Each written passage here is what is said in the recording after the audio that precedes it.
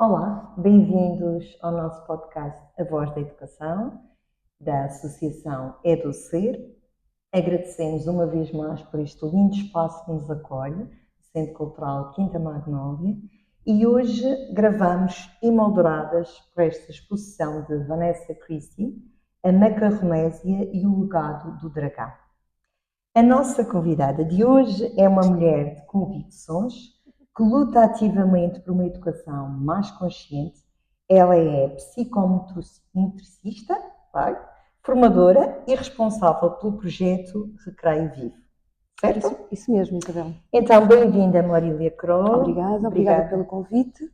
Muito bem, aqui. É uma honra ter-te aqui e, sobretudo, trazer este tema tão importante e tão atual. E eu gostaria de começar por perguntar o que te fez enverdar por esta área da psicomotricidade, uma disciplina que já por si aponta para uma certa visão holística, não é?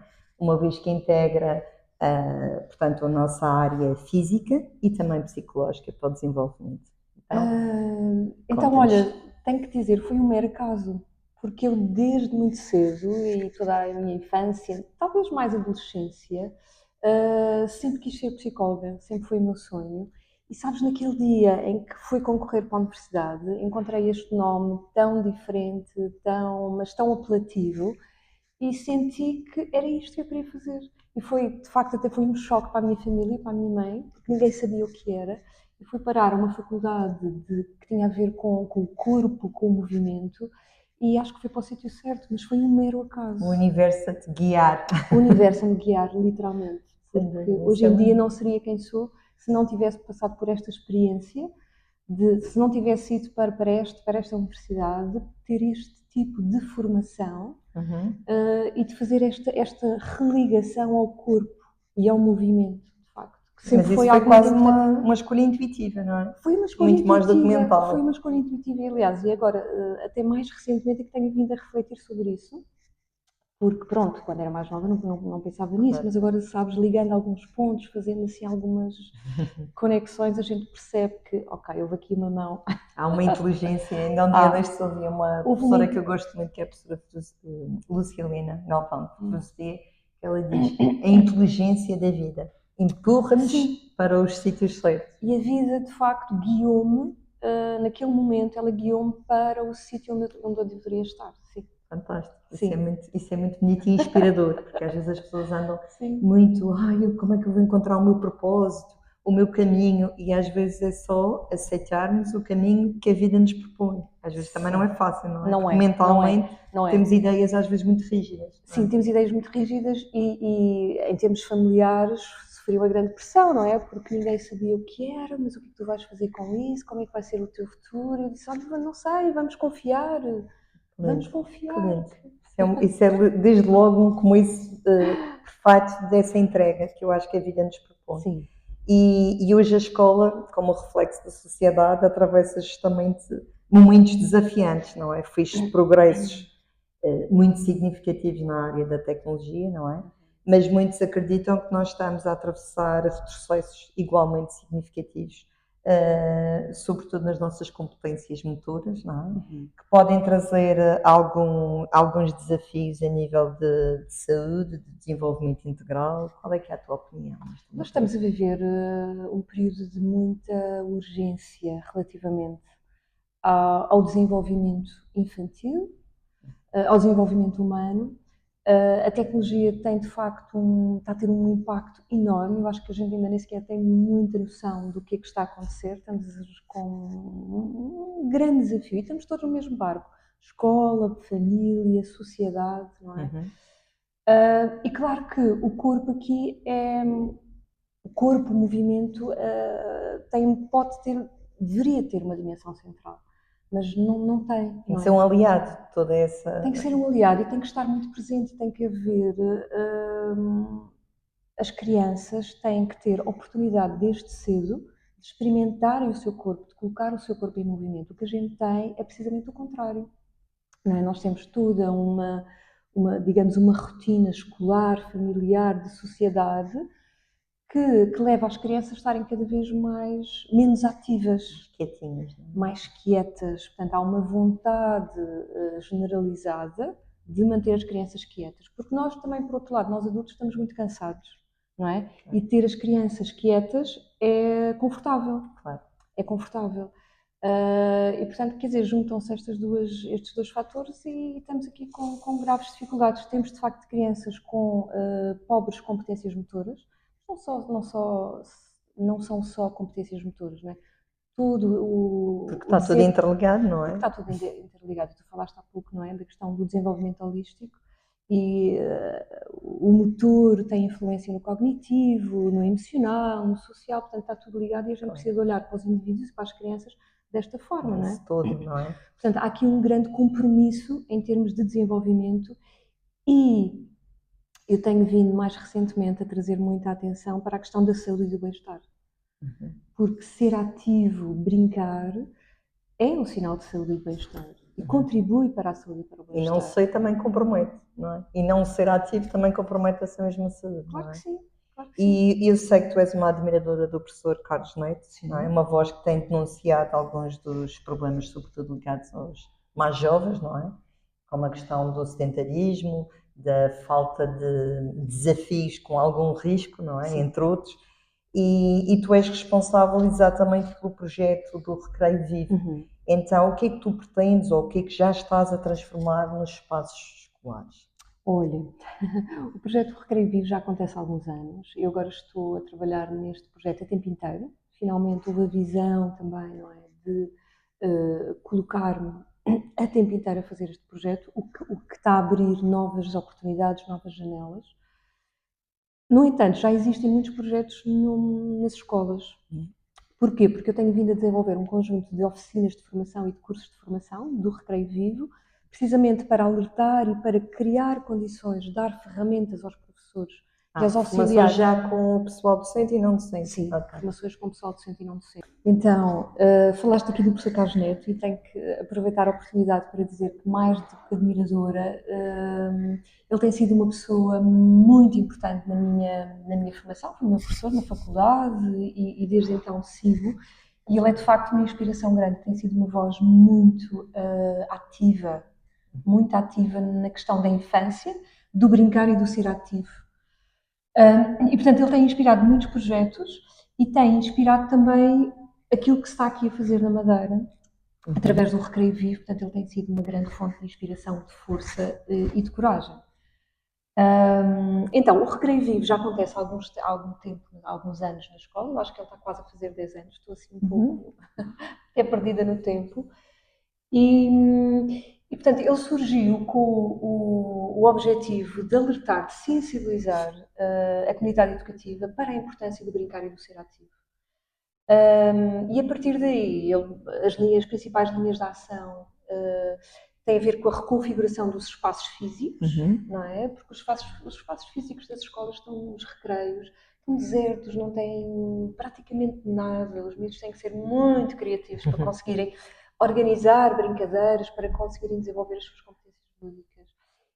E, portanto, esta dimensão do espaço precisa de ser olhada. Por outro lado, a dimensão do tempo também precisa ser olhada. Eu debato muito na escola com professores e ainda ontem estive num conselho escolar em que falava precisamente disso. Há muita noção, se der tempo a gente brinca. Não é? Não é uma prioridade. Não é uma prioridade, é ainda, apesar de ser reconhecido a importância, é ainda bastante desvalorizado na prática e está muito afastado da questão da aprendizagem. Portanto, eu sinto e é preciso fazer as pazes entre a brincadeira e a aprendizagem.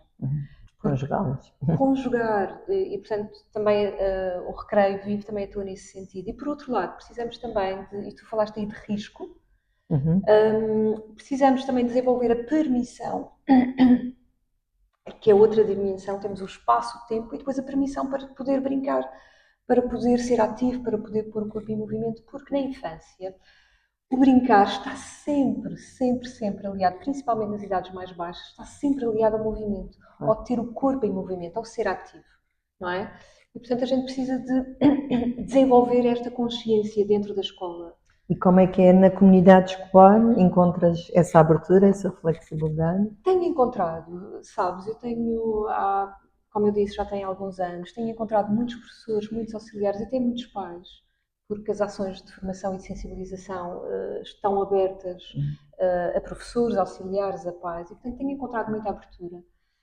No entanto, depois temos sempre o desafio de manter a continuidade dos projetos, porque inicialmente estamos muito entusiasmados, vamos com muita força e depois, não é? Naturalmente, os projetos decaem um pouco. Sim. E, portanto, também aqui precisamos prever a sustentabilidade Aí já dos estás projetos. a tocar num ponto que eu também te queria colocar, que é quais são, então, na tua ótica, os obstáculos à implementação destas estratégias que tu sentes que devem ser introduzidas?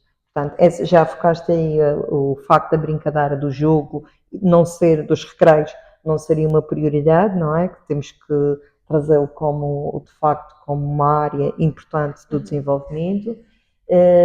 Há também aí a componente do tempo, não é? Que se dedica, da prioridade do tempo, o espaço em si, há toda uma logística e uma transformação física que deve ser feita, não é? Sim. Que obstáculos é que tu sentes que são os mais impossibilitadores dessa introdução? Neste momento eu acho que são muitas das crenças que nós temos relativamente às situações de aprendizagem. Eu acho que o recreio e estas aprendizagens mais informais são vistas como... são muito desvalorizadas, não é? Parece que só se aprende dentro da sala de aula, não é?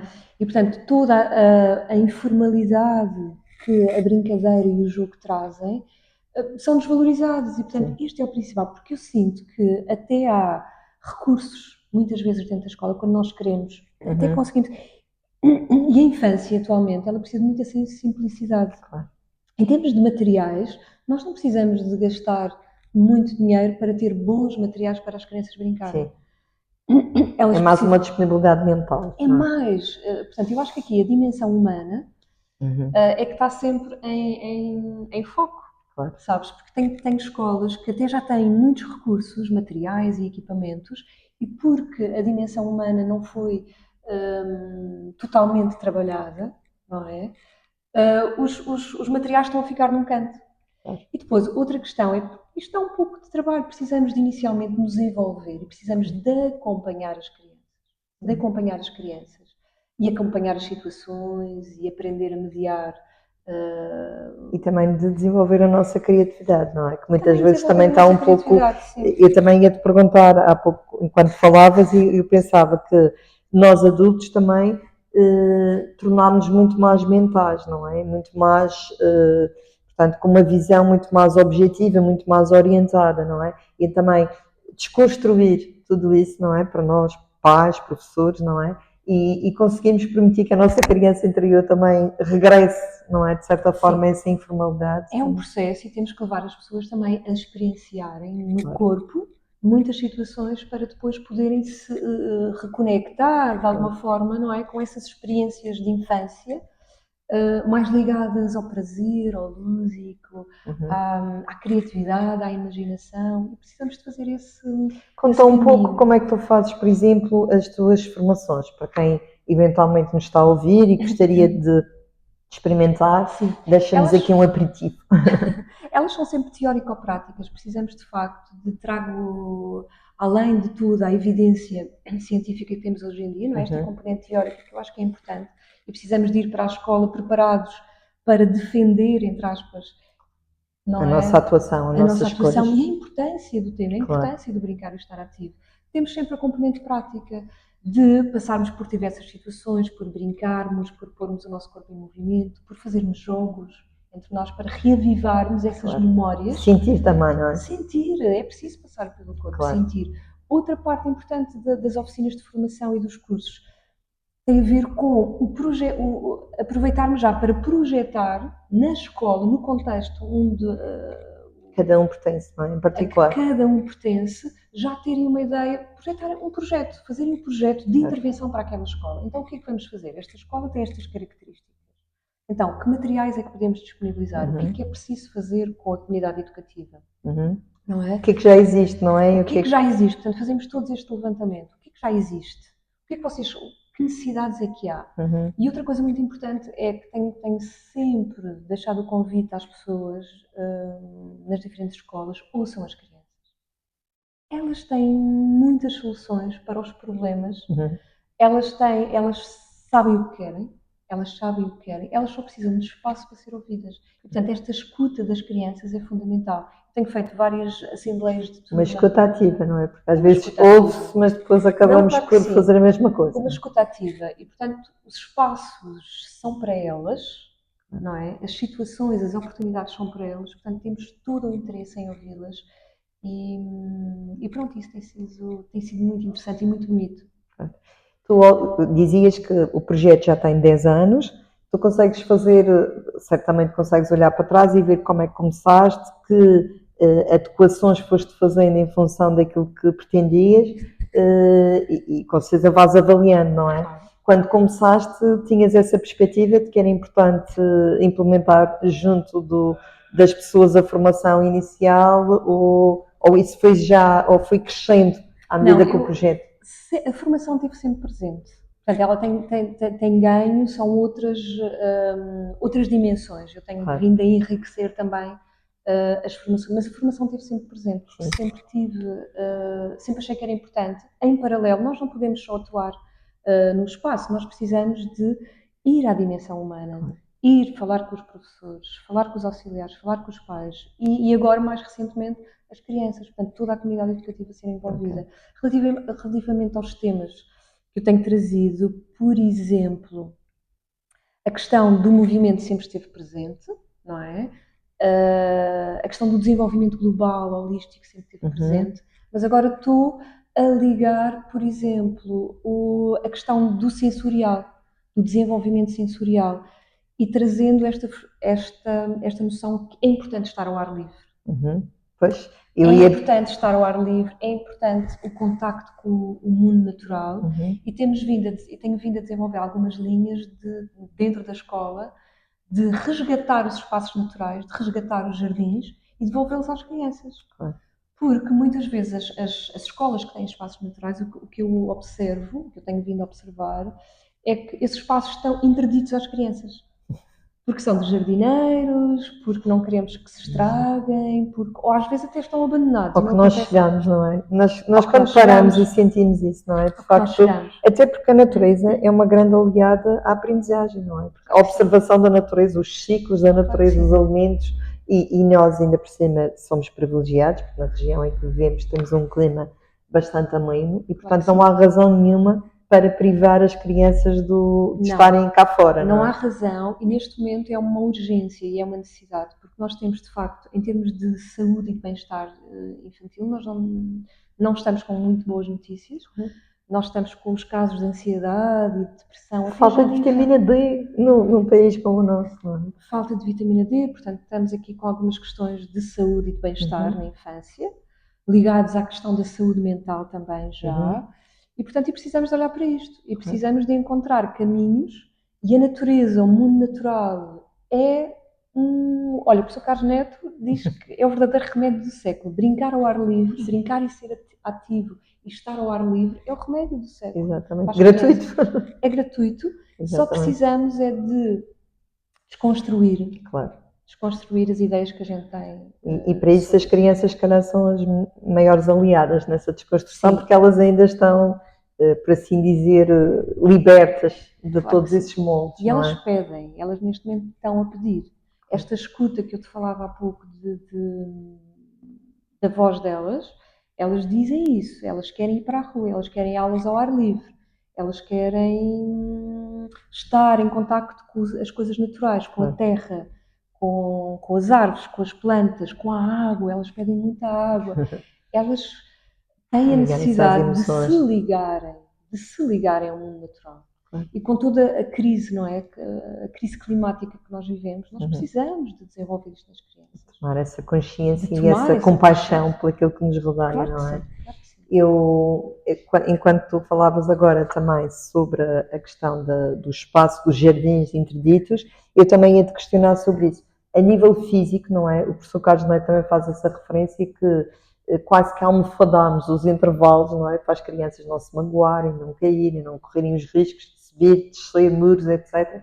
Tu encontras nos espaços escolares que visitas ainda resquícios dos recreios antigos que facilmente se podem recuperar para... Porque eu tenho colegas de educação física que me têm referido que nos últimos anos sentem que os alunos têm imensa dificuldade, por exemplo, de subir e dar um salto de um muro, portanto, consegues ver que nos espaços escolares é fácil essa recuperação ou já está tudo muito almofadado e difícil de recuperar?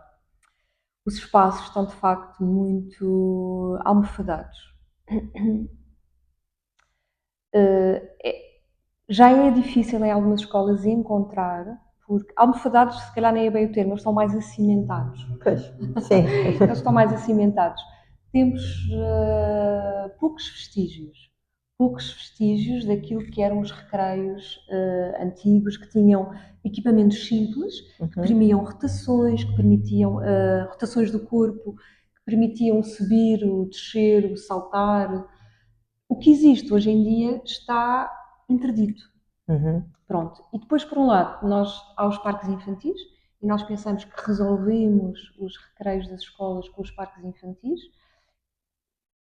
e com os campos e com o futebol, que nos está a trazer também algumas dificuldades.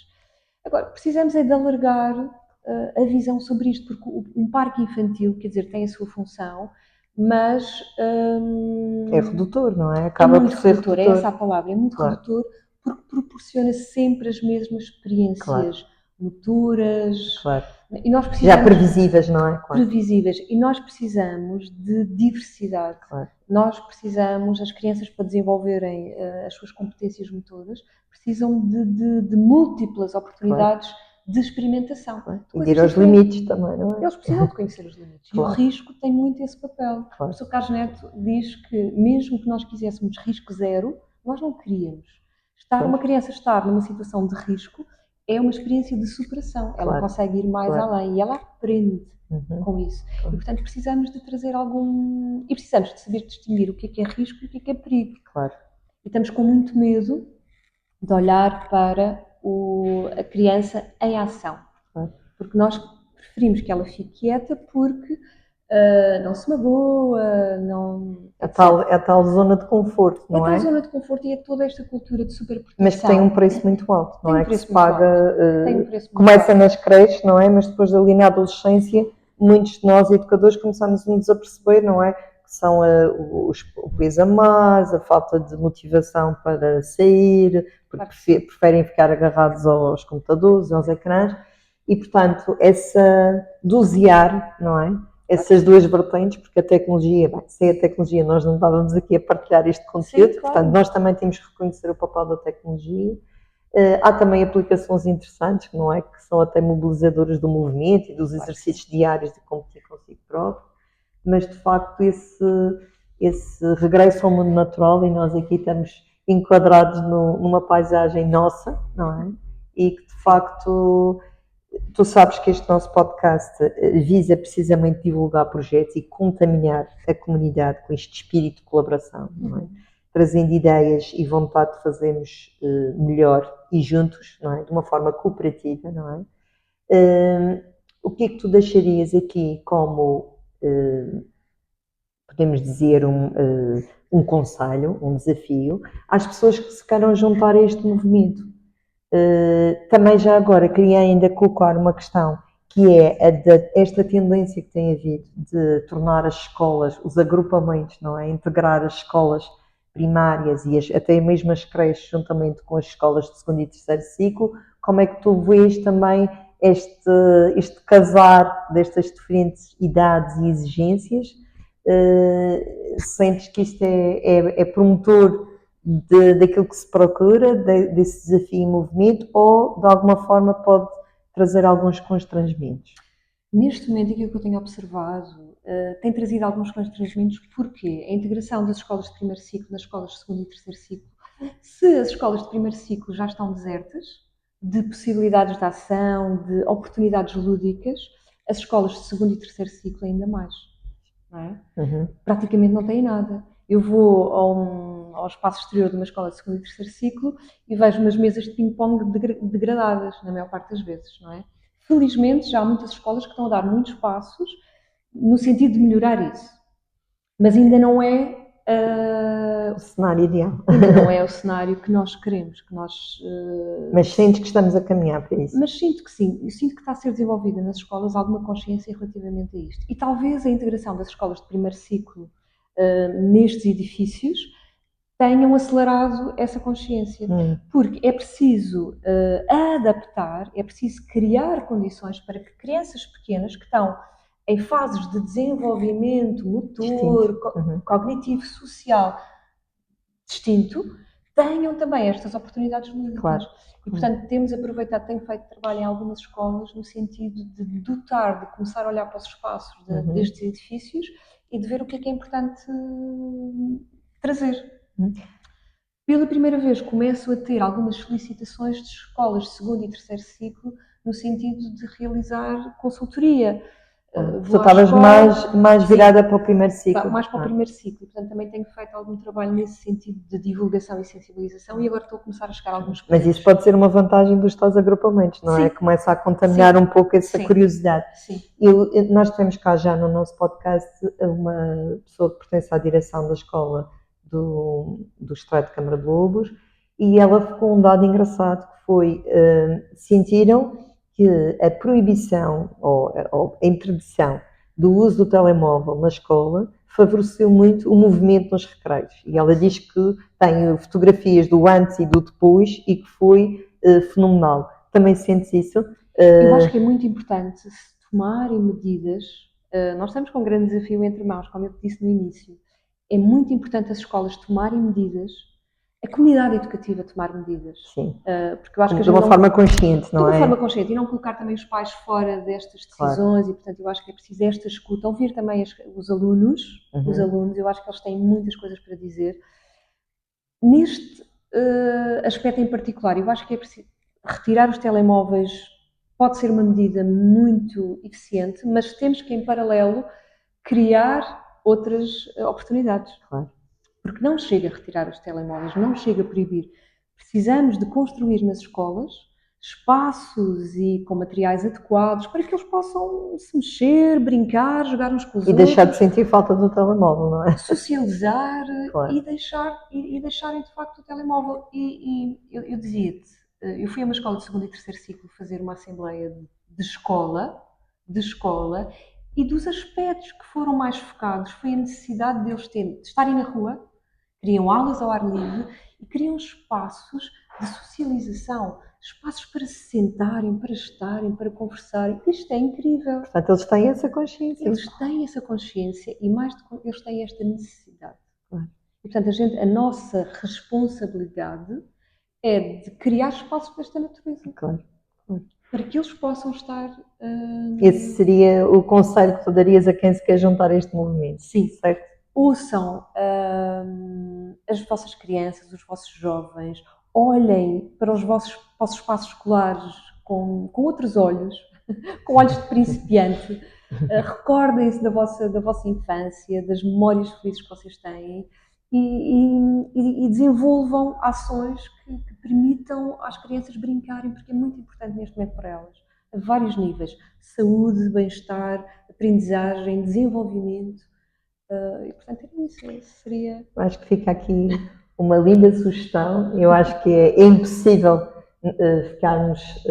não nos sensibilizarmos com esta questão, sobretudo porque costumamos dizer que o futuro pertence aos nossos mais novos, não é? E, portanto, nós temos que mesmo nos dar ouvidos e nós também temos que regressar à natureza porque nós somos verdadeiramente naturais, não é? E o movimento e o sentido do nosso corpo faz parte dessa naturalidade. Então, obrigada por terem estado connosco e até uma próxima. Obrigada, Marina.